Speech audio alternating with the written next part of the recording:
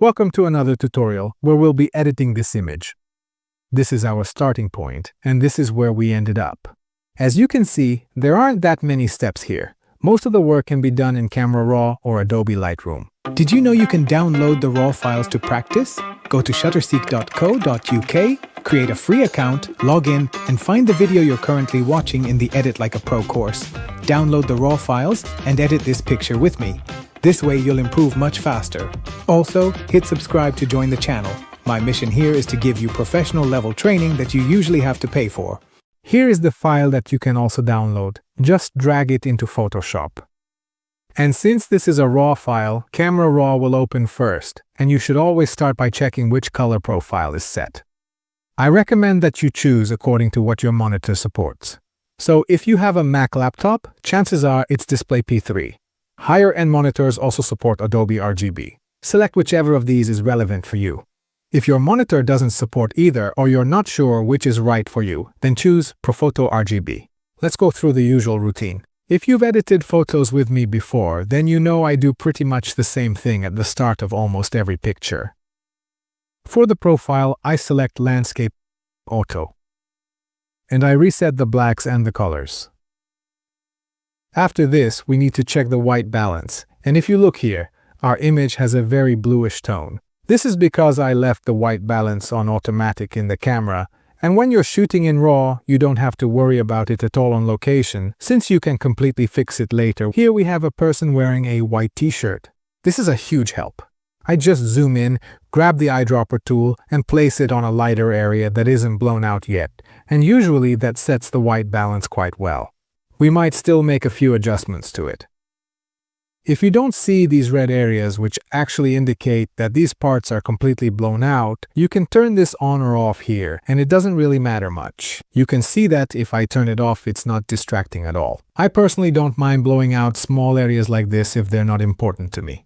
Because if I always try to save even the unimportant parts, the images would end up too dark, and as you can see, there's already a small amount of noise here. And if we had to brighten it up a lot afterwards, that noise would just become even more noticeable. Let's zoom out and take a look at our white balance. To me, there might be just a bit too much green in the image, or rather, perhaps not quite enough magenta tones, so I'll increase that just a little bit, but very carefully. I'll also warm it up just a tiny bit more, just to give the image a real, unmistakable summer vibe. So, temperature is 7600, tint is +4. If you look at it, the difference is night and day. If you leave it like this and save it, I think it's already a really nice picture, and we've barely done anything to it, but we can do much better than this, so let's keep going. Next up is details. Photoshop automatically applies a sharpening of 40, which is usually good. I'm satisfied with that, but we need to adjust the mask while holding down Option, so that it's only white where we have details worth sharpening. So I go up to a value of around 80, zoom in here again, and you can see that this noise has pretty much disappeared. In fact, we don't really need to do any noise reduction because this is a relatively noise-free image. If you're aiming for absolute perfection, feel free to go ahead and apply noise reduction to this photo. I'm going to skip this step now. Next up, optics. Here, we can adjust two things, chromatic aberration or profile correction. Since this is an Olympus camera, the profile correction has already been applied in camera, so we won't be able to enable it here. But you should always try it on your own camera. If it recognizes it, it's worth turning this on. The other is chromatic aberration, which typically appears in areas with strong contrast. And here you can clearly see that we have this bluish-purple colored aura. If we enable this option, Photoshop will automatically and nicely remove it. Let's move on. Calibration. And this is the first step where we adjust the saturation. If you remember, I reset this on this tab because this is exactly how I prefer to adjust the saturation. The bottom slider is blue primary, and I drag this to the right. Our photo comes to life from this, and I set it quite high, let's say to a value around 60. The only drawback of this slider is that the blue colors become oversaturated, and it's worth correcting this. Maybe it's a bit too much in the sky as well. It's still relatively pleasing. However, the water is definitely oversaturated, so let's go up here to Color Mixer, Saturation, Blue, and lower the blue saturation a bit. Let's say by about 25. This looks much better now. We can always bring back the saturation to the sky later if we want to. The water should look natural. That's the main point right now. And now that we're done with that, we could give it a bit of extra contrast. There are several ways you can do this. The most common is that people just drag this contrast slider. I don't like doing that. I usually adjust the saturation in the curves because this way we can work much more precisely. So the first thing you should always check is whether there's a gap here on the right or left side, and it's worth filling that gap by moving in a bit. It's also a good idea to turn this on so you can see where your image is clipping and move in just until nothing important to you is getting blown out. So, roughly something like this. Maybe I'll pull back just a little, and to get rid of these small blown out spots, we can lower this slider just a bit, but we'll probably come back to this anyway, so for now, I won't touch it. This is pretty much good for us. However, if you want to upload your photos to stock sites, it's definitely worth lowering this here, because they might reject your image if too many areas are blown out, and this is how we can cheat a bit. By pulling this little curve down here, the whites won't be blown out anymore. This is a small trick that can really come in handy. So we're pretty much good like this. On the bottom left, we're right up to the edge, so that's great. We don't need to go further in here because then the shadowed or black areas would become too dark. However, there are some areas here that are already too dark, so it's worth increasing them a bit. So here, we went downwards to avoid overexposure. And here, we go up just a little bit so that nothing becomes completely black. However, this actually reduced our contrast, but we want to increase it, and we can do that here. Here behind the line, you can see our histogram, and it shows us that on this side are our darker pixels, here are the midtones, and here are the lighter pixels. If we want to increase the contrast, then the darks should become darker and the lights lighter. And I usually do this by bringing it down a bit somewhere down here, not at the top, but somewhere around the middle. Here, on the other hand, I bring it up, and if you look, we've given our image a really nice contrast this way. Maybe we can give it a little more. Something like this. Okay. So we come in here to masks, and I select the part that contains the main subject of our image, which is, of course, the people.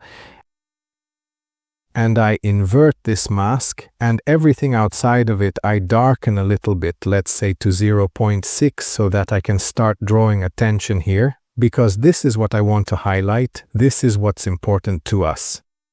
At times like this, the image might get a bit too dark, so it's worth compensating for that by brightening the whole image a little. Let's say plus 0.75. We're looking good.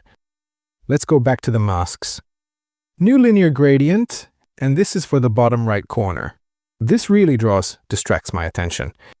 It's too bright, so I'll darken it. Let's say by minus 1.6 and with a new one. Here I'll darken this lower corner much more, as if this part isn't getting any light. I'm trying to imitate as if it were in the shade.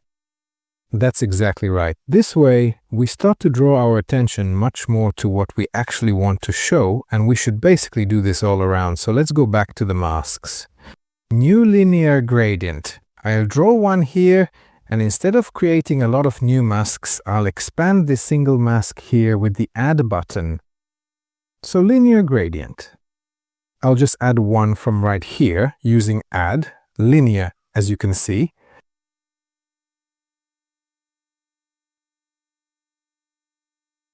Add simply linear.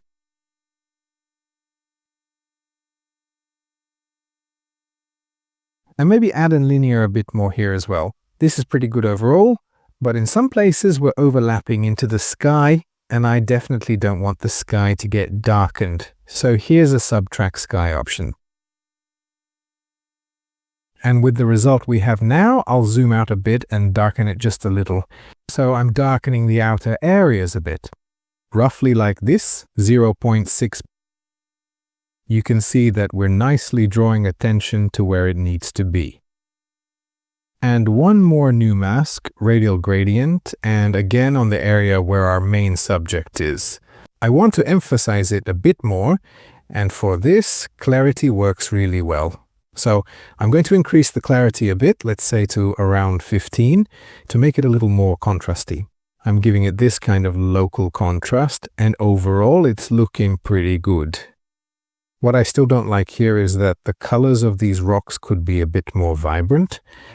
So let me show you a trick. Let's go here to Color Mixer. Earlier we adjusted the blue channel here, but now we're on the Saturation tab. What's probably worth playing with here is the luminance. So I'll go into luminance.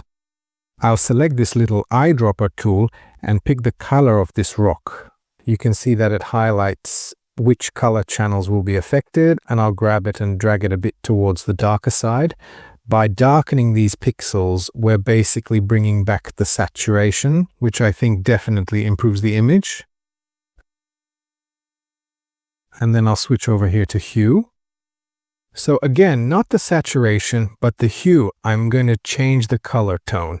Just like before, I'll grab it and you can drag it to the left or to the right. And for me, it was a bit too greenish, so I'll drag it a little to the left to give these rocks more of a sunset vibe. Something like this. Let's put this back here. And here's a before and here's an after. The difference is like night and day. It's a huge improvement, at least in my opinion. And that's pretty much all I wanted to do here. We can click on Open. Here we have a horizon that isn't straight, so maybe let's start with that. In fact, excuse me, I'll bring in our original file just so I can show where we started and where we ended up.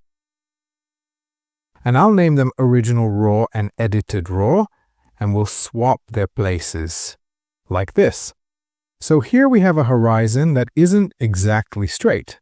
So it's worth going here to the crop tool. Here we have something called straighten. Grab this. Let's zoom in here and you can see it's a bit crooked. So while continuously holding down the left mouse button, you drag it to the side here and try to set it straight. I think there was about a 1 degree error here, so we're straightening out our horizon. And here I don't want it to be this tight. So here I'll move out a bit, something like this, and the bottom looks good to me. So I'll press enter here, and now we look good. We need to fill in these areas. So we have this tool here. If you press it for a long time, the magic wand tool, select this area, this empty part, and while holding shift, select the other one as well. So now we've selected our empty areas and we need to fill them in. I always expand the selection by a few pixels. Go here to expand, enter 2 pixels here. Okay. And now our selection is a little bit bigger. And now I select this tool. Right click, Generative Fill, Generate. At this point, the AI tries to figure out what should be there and creates 3 versions of it. And we're done. Let's take a look. The first 2 are good. I like the third one the most because there isn't a black stripe here. If you look, it's pretty black here, and there's also a black area here. I think this one looks better, so I'll choose this. With Command+0, you can bring your image right back to the center here. I'm going to do one last thing, and that's sharpening. I select all our layers and make a copy. Right-click, merge layers, and now we'll have a layer that contains everything from the layers below. There's a shortcut for this. Press Shift-Option-Command-E, and I name this new layer Sharpening. Then go up here to the Filter menu, choose Other, and select High Pass. Here, enter 1, and then click OK to apply. You can clearly see on the image where this layer will sharpen. We need to remove the grayness, which we can do by selecting Overlay in the blending modes. And now let's zoom in a little closer, and you can clearly see the before and after. Looks good, but for me it's a bit over sharpened, so it's worth dialing it back a little. For example, at a value around 50, it looks much better. So this is where we started and this is where we ended up. And basically what happened is that we had a base raw image which we edited in Camera Raw. Everything we did in Camera Raw can also be done in Adobe Lightroom. Then we straightened the horizon and filled in these empty areas with Generative Fill, and finally sharpened the image a bit. So that's how this picture became that picture. There's just one thing left to do. We need to save it in a way that's compatible with the internet. So go to File, Export, Export As. Everything you see at the top here is optional. What's really important is that Convert to sRGB and Embed Color Profile are both enabled. I also usually save the metadata, then I click on Export and save it wherever I want, and this way, if you upload this image to the internet, the colors should look exactly the same as you see them now in Photoshop. Thanks for watching this video. Don't forget, you can download the raw file and follow along with every step, which will help you learn much faster. The goal is for you to be able to apply these techniques to your own photos as a routine.